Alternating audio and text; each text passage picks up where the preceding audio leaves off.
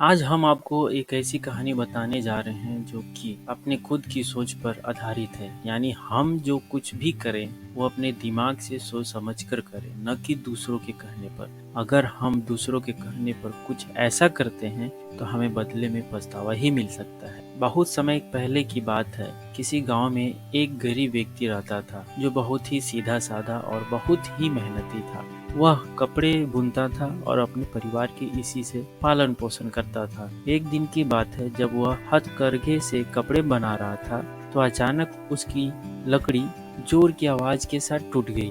अब तो गरीब व्यक्ति बहुत दुखी हो गया। सोचने लगा कि अब वह क्या करे, लेकिन बहुत देर सोचने के बाद उसकी पत्नी के कहने पर वह करघे के लिए दूसरी लकड़ी लेने जंगल चला गया।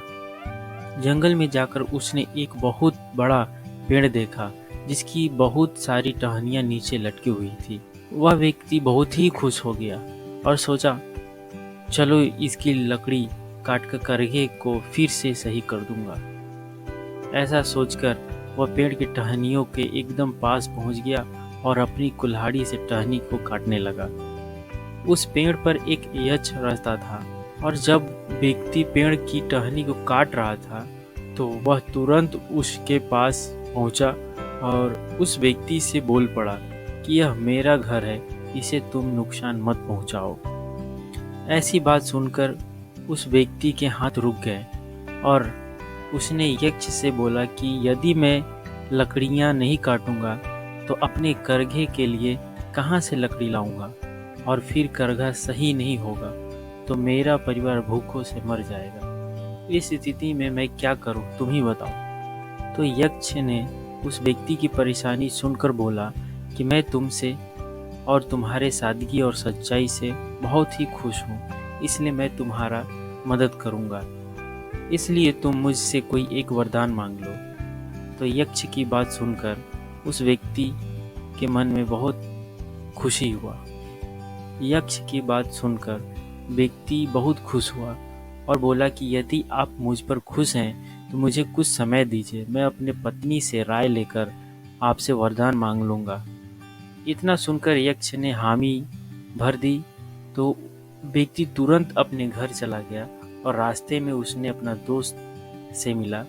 मिलते ही उसने पूछा कि कौन सा वरदान मांगूं, तो उसके दोस्त ने कहा कि तुम एक राज्य मांग लो और फिर तुम वहाँ का राजा बन जाना। तो उसने कहा कि ठीक है, अब घर जाकर अपनी पत्नी से सारी बात बता देता हूँ। अपनी पत्नी से कहा कि कौन सा वरदान मांगूं, तो उसकी पत्नी ने कहा कि हम लोग गरीब हैं, हमें राजपाट से क्या मतलब, राजा बनना तो बड़ों का काम है, हम तो साधारण व्यक्ति हैं, हम लोग ज़्यादा से ज़्यादा कपड़े बुन सके, इसलिए आप 2 हाथ और मांग लो जिससे आप ज़्यादा कपड़े बुन सकेंगे, जिससे आप दोगुना कपड़े बना सकेंगे और फिर हमारी कमाई भी दोगुनी हो जाएगी और फिर हम सब अमीर हो जाएंगे। फिर उस व्यक्ति ने अपनी पत्नी की सलाह को मानकर जल्दी से जंगल में गया और यक्ष के सामने पहुंच गया और बोला कि मुझे 2 और हाथ दे दो। तो यक्ष ने कहा ऐसा ही होगा। और फिर अब उस व्यक्ति के 2 हाथ की जगह 4 हाथ हो गए। अब तो व्यक्ति अपना मनपसंद वरदान पाकर बहुत खुश हुआ और खुशी खुशी घर जाने लगा। और जैसे ही वह गांव में पहुंचा, लोग उसे राक्षस समझकर डंडे से पीट पीट कर मारने लगे और वह व्यक्ति वहां से किसी तरह जान बचाकर जंगल की तरफ भागा और उसी पेड़ के यक्ष के पास पहुंच गया और पीटने की सारी बात बता दी और रोने लगा और कहा कि मुझे 2 हाथ ठीक है, सो आप मुझे पहले जैसा बना दीजिए। यक्ष ने कहा कि दिया हुआ वरदान कभी वापस नहीं होता। तो उस व्यक्ति ने बोला, अगर मैं ऐसे रहा तो लोग मुझे मार डालेंगे, फिर मेरे मरने के बाद मेरा परिवार भी भूखे मर जाएंगे, इसलिए आप दया करें। गरीब व्यक्ति की बात सुनकर यक्ष को दया आ गई और फिर पहले जैसा ही बना दिया और कहा कि अपनी जीवन में कभी भी दूसरों की सोच से नहीं, खुद की सोच से चलना चाहिए, तो कभी नहीं परेशान होंगे।